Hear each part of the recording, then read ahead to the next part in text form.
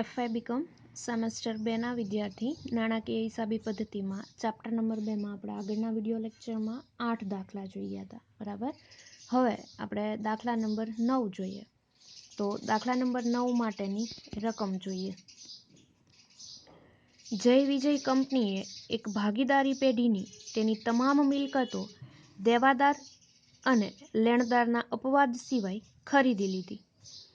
પેઢી વતી દેવાદારો પાસેથી નાણાં ઉઘરાવવાનું અને લેણદારોને નાણાંની ચૂકવણી કરવાનું કાર્ય સ્વીકારવામાં આવેલ છે. કુલ ઉઘરાણીની રકમના 4% અને ચૂકવેલ રકમના 2% કમિશન મેળવવાનું હતું. ₹60,000ના દેવાદારો પાસેથી ₹58,000 વસૂલ કર્યા, જ્યારે ₹30,000ના લેણદારોને 5% વટાવે ચૂકવવામાં આવ્યા હતા. કંપનીની કમિશનની રકમ વસૂલ કરીને બાકીની રકમ પેઢીને ચૂકવી આપી. જરૂરી ગણતરી દર્શાવો અને આમ નોંધ આપો. જરૂરી ખાતા પણ તૈયાર કરો. બરાબર. હજી એક વખત રકમ આપણે ટેલી કરીએ. જય વિજય કંપનીએ એક ભાગીદારી પેઢીની તેની તમામ મિલકતો દેવાદાર અને લેણદારના અપવાદ સિવાય ખરીદી લીધી. પેઢી વતી દેવાદારો પાસેથી નાણાં ઉઘરાવવાનું અને લેણદારોને નાણાંની ચૂકવણી કરવાનું કાર્ય સ્વીકારવામાં આવેલ છે. કુલ ઉઘરાણીની રકમના 4% અને ચૂકવેલ રકમના 2% કમિશન મેળવવાનું હતું. ₹60,000ના દેવાદારો પાસેથી ₹58,000 વસૂલ કર્યા, જ્યારે ₹30,000ના લેણદારોને 5% વટાવ ચૂકવવામાં આવ્યા હતા. કંપનીની કમિશનની રકમ વસૂલ કરીને બાકીની રકમ પેઢીને ચૂકવી આપી. જરૂરી ગણતરી દર્શાવો અને આમ નોંધ આપો. જરૂરી ખાતા પણ તૈયાર કરો. બરાબર. રકમ પર ફોકસ કરીએ. રકમ સામે રાખીને પછી આપણે દાખલાની શરૂઆત કરીએ.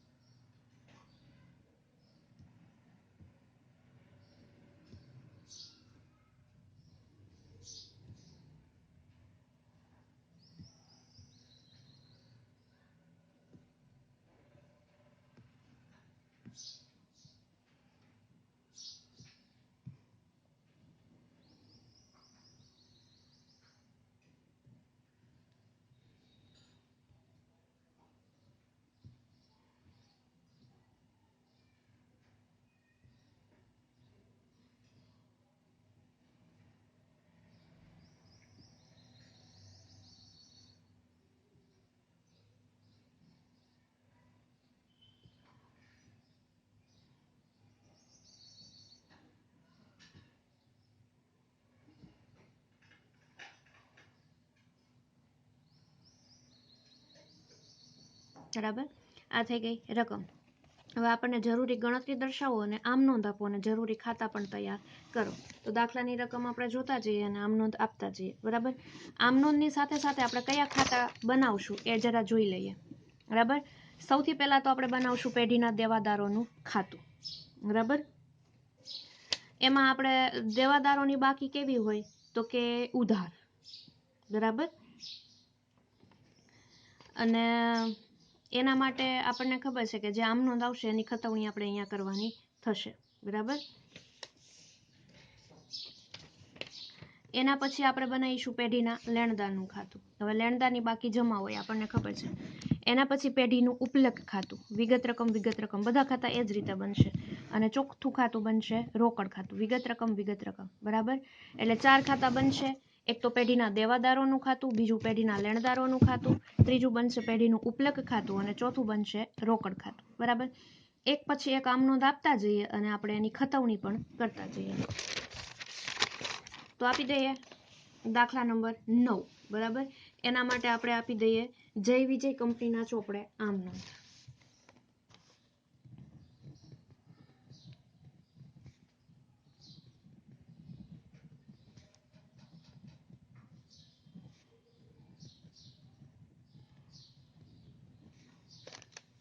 બરાબર.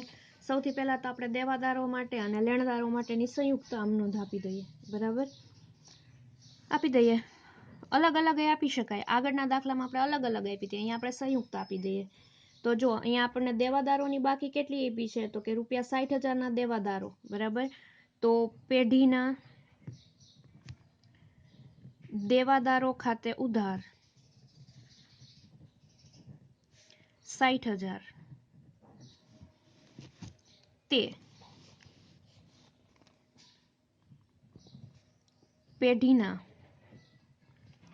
લેણદારો ખાતે, અને પેઢીના લેણદારોની બાકી હતી 30,000, બરાબર. તે પેઢીના ઉપલક ખાતે 30,000. અહીંયા આપણે આપીશું તફાવતની રકમ. દેવાદારોની બાકી કેટલી હતી તો કે 60,000.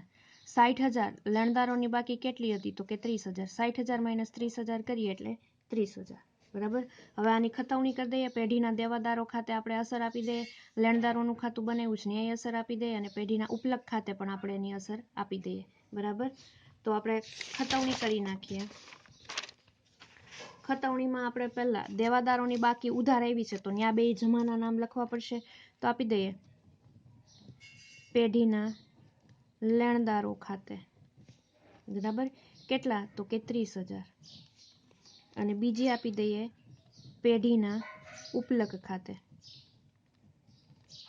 કેટલા તો કે 30,000. આ આપણે પેઢીના દેવાદારોની આમ નોંધ કરી હતી કે પેઢીના દેવાદારો ખાતે 60,000, તો ત્યાં આપણે જમાના બેના નામ આપવા પડશે, બરાબર.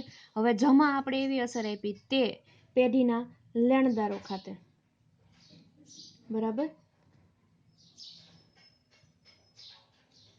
તો એના માટેની આપણે અસર આપવી પડશે. પેઢીના લેણદારોનું ખાતું આપણે બનાવ્યું છે, બરાબર.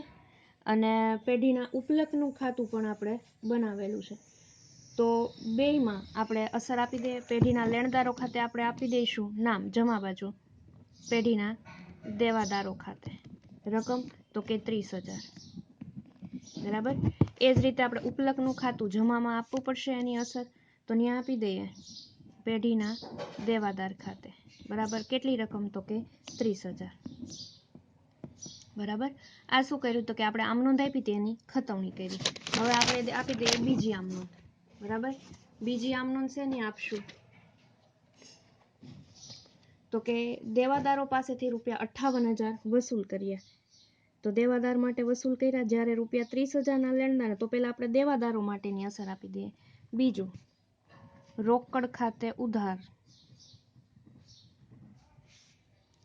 58,000, બરાબર.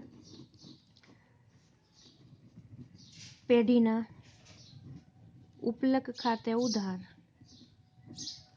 2,000 તે પેઢીના દેવાદારો ખાતે, બરાબર. કેટલા છે દેવાદારો તો કે 60,000.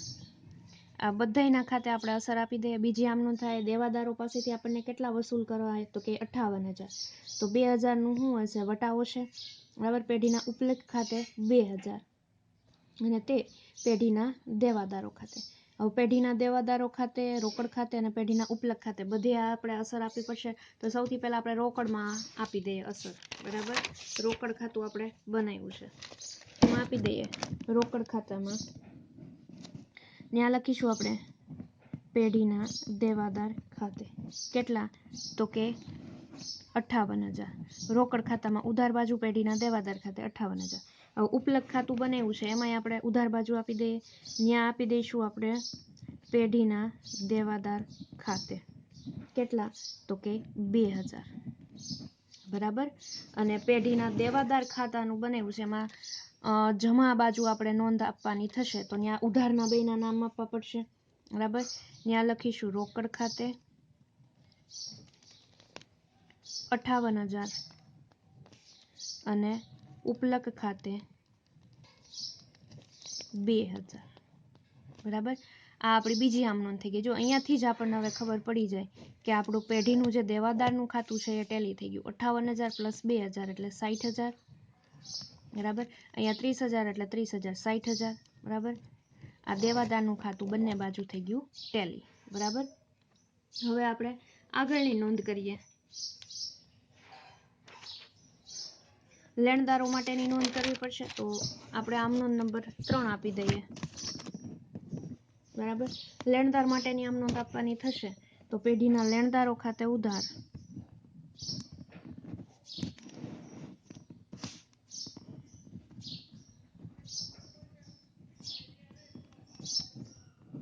લેણદારો કેટલાના છે તો કે 30,000 બરાબર. લેણદારોને ચૂકવવાના છે ક્યારે તો કે 30,000 લેણદારોને 5% વટાવે ચૂકવવામાં આવે તો તે પેઢીના ઉપલક ખાતે 30,000 ગુણ્યા 5% એટલે 1,500 અને તે રોકડ ખાતે 30,000 માઇનસ 1,500 કરીએ એટલે કેટલા મળશે તો કે 28,500 બરાબર. આ પેઢીના જે લેણદારો હતા એ લેણદારોને આપણે શું કર્યા તો કે ચૂકવા પણ વટાવે ચૂકવવાના હતા તો 30,000 લેણદારોને 1,500 વટાવ ચૂકવો તો રોકડ ખાતે કેટલા લખીશું 28,500. હવે આની ખતવણી કરી દઈએ તો પેઢીના લેણદારો ખાતે આપણે ઉધાર આપવા પડશે પણ ત્યાં આપણે બે જમાના નામ આપીશું બરાબર. આપી દઈએ પેઢીના લેણદારોના ખાતામાં ઉધાર બાજુ ત્યાં આપણે બેયના નામ આપીશું તો ઉપલક ખાતામાં 1,500 અને રોકડ ખાતે 28,500 બરાબર. બંને બાજુનો જો અહીંયાથી ટોટલ આપણને ખબર પડી જાય જમા બાજુનો ટોટલ કેટલો છે તો કે 30,000 ઉધાર બાજુનો ટોટલ હવે કેટલો થઈ ગયો તો કે 30,000 અહીંયાથી લેણદારોનું ખાતું અને દેવાદારોનું ખાતું ઓલરેડી પૂરું થઈ ગયું બરાબર. હવે આપણે એના માટે કમિશન જે આપવાનું છે એના માટેની ગણતરી કરીએ બરાબર. તો આપી દઈએ વર્કિંગ નોટ નંબર 1 કમિશનની ગણતરી બરાબર. હવે જો અહીંયા એવું લખ્યું જ છે કે કુલ ઉઘરાણીની રકમના 4% અને ચૂકવેલ રકમના 2% કમિશન મેળવવાનું હતું તો દેવાદારો પાસેથી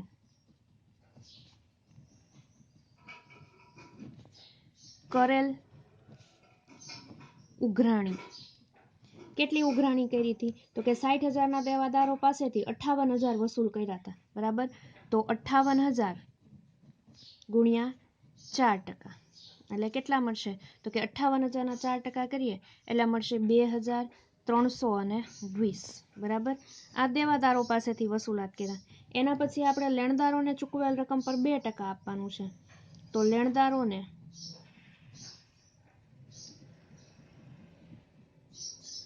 ચૂકવેલ રકમ તો લેણદારોને કેટલા ચૂકવે છે તો 30,000 લેણદારોને 5% વટાવે ચૂકવવામાં આવ્યા હતા તો 28,500 રૂપિયા આપણે ચૂકવા હતા બરાબર. 28,500 ગુણ્યા એના 2% તો એનું કમિશન કેટલું થાય 28,500 ગુણ્યા 2% એટલે 570 રૂપિયા થશે બરાબર. 2,320 પ્લસ 570 એટલે 2,890 બરાબર. આ કમિશનની કુલ રકમ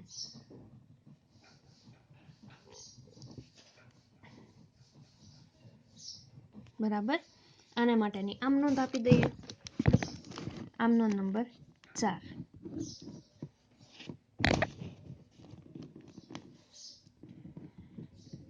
પેઢીના ઉપલક ખાતે ઉધાર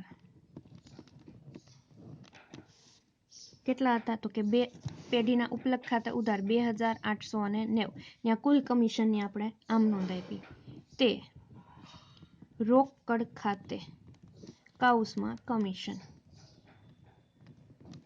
બરાબર 2,890 પેઢીના ઉપલક ખાતે ઉધાર તે રોકડ ખાતે બરાબર. એની ખતવણી આપી દઈએ તો આપણે પેઢીનું ઉપલક ખાતું બનાવેલું છે એમાં એની અસર આપી દઈએ તો પેઢીના ઉપલક ખાતામાં આપણે ઉધાર બાજુ લખવું પડશે ત્યાં આપવું પડશે આપણે રોકડ ખાતે અથવા તો કમિશન ખાતે 2890 બરાબર. અને રોકડનું ખાતું બનાવ્યું છે આપણે.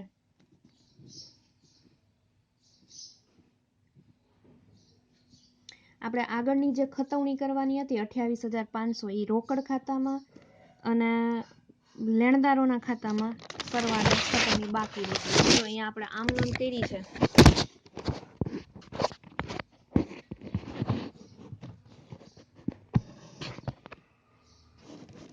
આપણે આમ નોંધ કરી છે પેઢીના લેણદારો ખાતે ઉધાર. તો લેણદારોમાં આપણે અસર આપી છે તે પેઢીના ઉપલક ખાતે 1500 અને તે રોકડ ખાતે 28,500 એ આપતા ભૂલી ગયા છે. તો પહેલા એની ખતવણી કરી નાખીએ. બરાબર.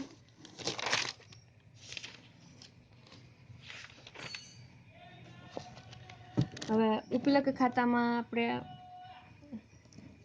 અહીંયા આપી દઈએ. જમા બાજુ આપવાનું થશે. આપણે ત્યાં લખવાનું થશે પેઢીના લેણદાર ખાતે. બરાબર. કેટલા? તો કે 1500 રૂપિયાનો જે વટાવ આપ્યો તો એ. અને રોકડ ખાતામાં આપણે અસર આપવી પડશે. ત્યાં લખવું પડશે પેઢીના લેણદારો ખાતે. એને કેટલા ચૂકવ્યા હતા આપણે? તો કે 28,500. બરાબર. 28,500. હવે આપણે કમિશનની નોંધ કરવાની હતી જે આગળ કરી હતી એ આપી દઈએ. બરાબર. આપી દઈએ. ત્યાં લખીએ પેઢીના ઉપલક ખાતે કાઉસમાં કમિશન. બરાબર. કેટલું થશે કમિશન? તો કે ગણતરી કરી હતી 2,890. 2,890. એના પછીની આપણે બીજી વર્કિંગ નોટ આપીએ. વેચનાર પેઢીને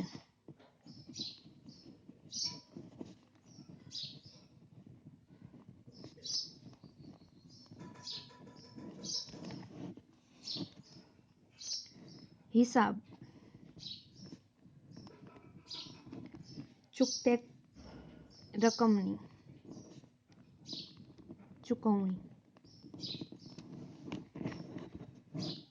બરાબર. આપી દઈએ. ત્યાં દેવાદારો પાસેથી ઉઘરાવેલ રકમ. દેવાદારો પાસેથી કેટલા ઉઘરાવ્યા હતા? તો કે 58,000. એમાંથી બાદ લેણદારોને ચૂકવેલ. લેણદારોને કેટલા ચૂકવ્યા હતા? તો કે 28,500. બાકી કેટલા રહે? તો કે 58,000 માઇનસ 28,500. 29,500 બાકી રહે. બરાબર. 29,500 માંથી કમિશન. કમિશન કેટલું આપ્યું હતું? તો કે 2,890. તો બાકીની રકમ કેટલી રહે? 26,610. આ રકમ બાકી રહે. ત્યાં આપી દઈએ આપણે વેચનાર પેઢીને ચૂકવવાની રકમ 26,610. બરાબર. આના માટે આપણે આમ નોંધ પણ આપી દઈએ અને પછી એની ખતવણી કરી દઈએ. બરાબર. પાંચમી આમ નોંધ પેઢીના ઉપલક ખાતે ઉધાર વર્કિંગ નોટ 2 મુજબ. બરાબર. કેટલા આવ્યા? 26,610. તે રોકડ ખાતે 26,610. બરાબર. હવે પેઢીના ઉપલક ખાતે ઉધાર 26,610 તે રોકડ ખાતે. તો આની ખતવણી કરી દઈએ. બરાબર. બંનેના ખાતામાં પેઢીનું ઉપલક ખાતું આપણે બનાવ્યું છે. બરાબર. ત્યાં ઉધાર બાજુ આની અસર આપી દઈએ. ત્યાં લખવું પડશે રોકડ ખાતે 26,610 વર્કિંગ નોટ 2 મુજબ. બરાબર.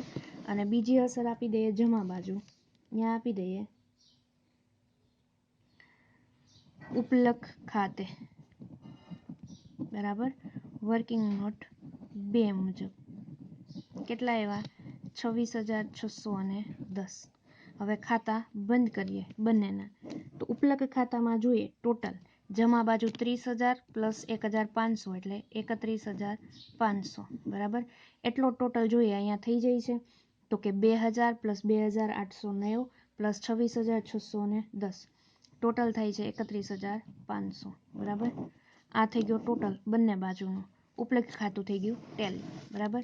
હવે આપણે રોકડનું ખાતું બંધ કરીએ તો રોકડ ખાતામાં ઉધાર બાજુ કેટલા આવે છે તો કે 58,000 બરાબર. એટલા જ અહીંયા આવે છે કે નહીં જોઈએ.